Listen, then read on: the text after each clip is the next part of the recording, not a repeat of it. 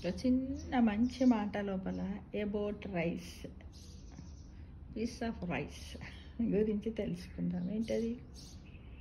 బియ్యపు గింజ మరిగే పాలతో కలిస్తే పాయాసం అవుతుంది.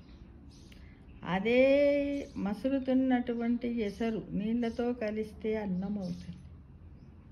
అదే బియ్యపు గింజ పసుపుతో కలిస్తే దీవించే అక్షంతలు అవుతుంది. అదే బియ్యపు గింజ కుంకుమతో కలిస్తే భగవంతుణ్ణి పూజించే అక్షంతలు అవుతాయి. అదే బొగ్గుతో కలిస్తే చేతబడి చేసిండ్రు అని అవుతుంది. మనము కూడా అంతే. మనము నలుగురిలో కలిసే విధానాన్ని బట్టి మన యోగ్యత నిర్ణయించబడుతుంది మిత్రమా అని తెలుసు. మనం ఎలా ఉందాం?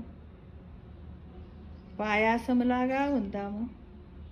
అక్షంతలు పసుపులాగా, అక్షంతలు పసుపుతో కలిసిన అక్షంతల్లాగా, కుంకుమతో కలిసిన అక్షంతల్లాగా నలుగురిలో కలిసిపోయి అందరి యొక్క క్షేమను సమాచారాలను మంచిని ఆశిద్దాం మిత్రమా. ఇదే ఈ నూతన యుగాది శ్రీ విశ్వవసునామ సంవత్సరం యొక్క మొదటి మంచి మాట అని గమనించండి మిత్రమా.